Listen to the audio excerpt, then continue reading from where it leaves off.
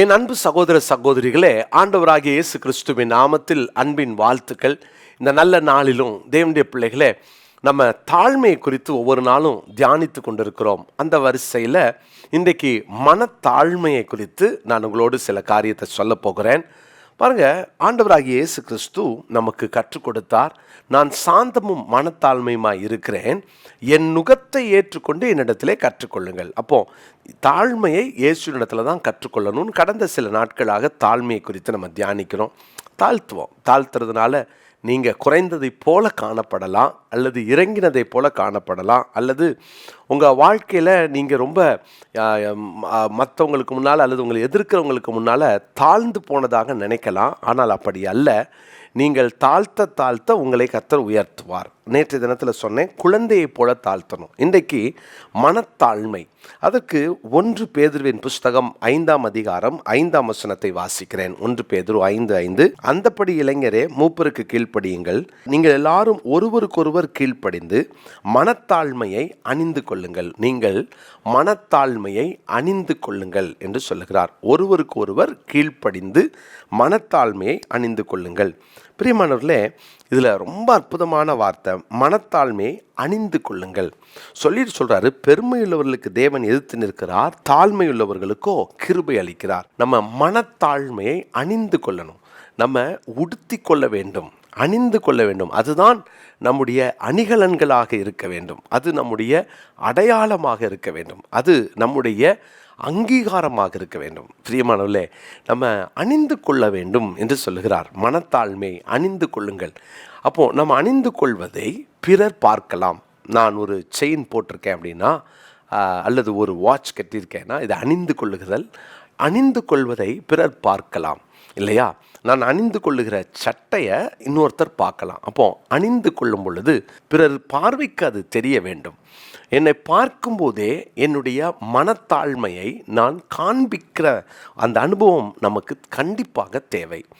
இதுதான் நமக்கு வேதம் கற்றுக் கொடுக்கிற முக்கியமான பாடம். நம்ம மனத்தாழ்மையோடு வாழ ஆண்டவர் நமக்கு உதவி செய்வாராக. பிலிப்பியர்கள் இந்த நிருபம் 2ஆம் அதிகாரத்தின் 3ஆம் வசனத்தை நான் வாசிக்கிறேன். பிலிப்பியர் 2ஆம் அதிகாரம் 3வது வசனம்.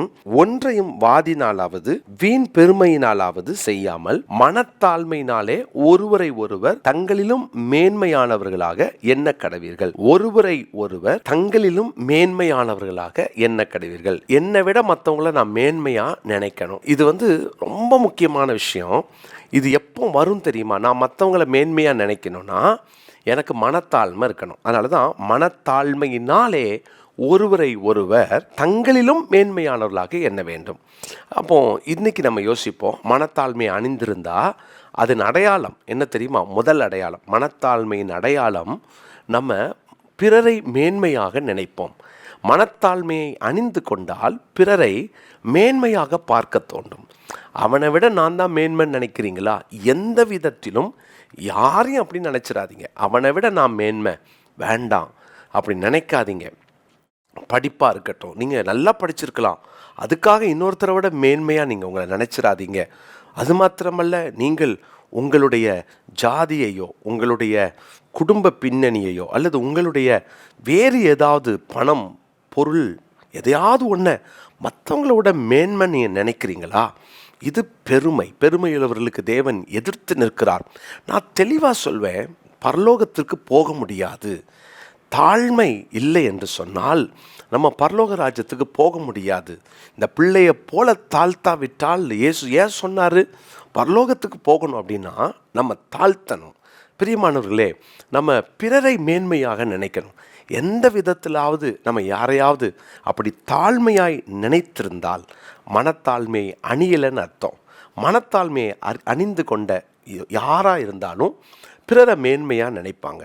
ஆண்டவர்கிட்ட சொல்லுங்க, ஆண்டவரே எனக்கு அந்த பார்வையை தரம், பிறரை மேன்மையாய் நினைக்கும் பார்வை. 4வது வசனம், அவனவன் தனக்கானவைகளை அல்ல பிறனுக்கானவைகளையும் நோக்குவானாக. அப்போ நமக்குரியதை பார்க்கக்கூடாதா? பாருங்க, பிறருக்குரியதையும் பிறருக்கானவைகளையும் என்று சொல்லுகிறார். அப்போ அதையும் நோக்கணும். பிறருக்கு என்ன தேவை, பிறர் உயர்த்தப்பட நான் என்ன செய்யணும்? மனத்தாழ்மை உண்டா? மனத்தாழ்மை இருந்தால் முதல் அடையாளம் என்ன தெரியுமா? மனத்தாழ்மையின் அடையாளம் நான் பிறரை மேன்மையாக நினைப்பேன். என் இருதயத்திலே அவனுக்குரியதை நான் செய்ய வேண்டும் என்ற துடிப்பை நான் ஏற்படுத்த வேண்டும். அந்த துடிப்பு நமக்கு இருக்கிறதா?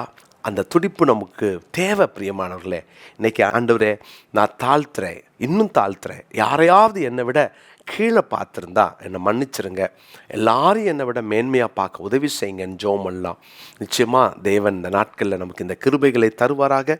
இன்னைக்குரிய மனப்பாட வசனத்தை குறித்து கொள்ளுங்கள். பிலிப்பியர் 2:3. பிலிப்பியர் 2ஆம் அதிகாரம் 3ஆம் வசனம். ஜெபிக்கலாமா? பரிசுத்தமுள்ள எங்கள் நல்ல தேவனே, நாங்கள் உம்முடைய கரங்களில் எங்களை தாழ்த்தி தருகிறோம். ஆண்டவரே, நாங்கள் பிறரை எப்போதும் மேன்மையாய் நினைக்க உதவி செய்யுங்க. யாரையும் எங்களை விட தாழ்மையாக நினைச்சிடாம பிறருக்குரியவைகளையும் நாங்கள் நோக்க எங்களுக்கு அனுக்கிரகம் செய்யுங்க. ஆண்டவரே, தாழ்மை இருந்தால் தான், தாழ்மையை அணிஞ்சு கொண்டாதான் இது நடக்கும் அப்படின்றதையும் எங்களுக்கு நீங்கள் கற்றுக் கொடுத்தீங்க. நாங்கள் கேட்கிறதோடு நிறுத்திடாமல் வாழ்க்கையில் அபியாசப்படுத்தவும் உதவி செய்யும். தாழ்த்துகிறோம். தொடர்ந்து இந்த நாளுக்கு வேண்டிய கிருபைகளை தமது பிள்ளைகளுக்கு தாரும். உடைய பிள்ளைகளுடைய தேவைகளை சந்தியும். ஆண்டவரே, உடைய பிள்ளைகளுடைய காரியங்களிலே நன்மைகளை கட்டளையிடும். ஜெயத்தை தாரும். இயேசுவின் நாமத்தில் ஜெபிக்கிறோம் நல்ல பிதாவே. ஆமென்.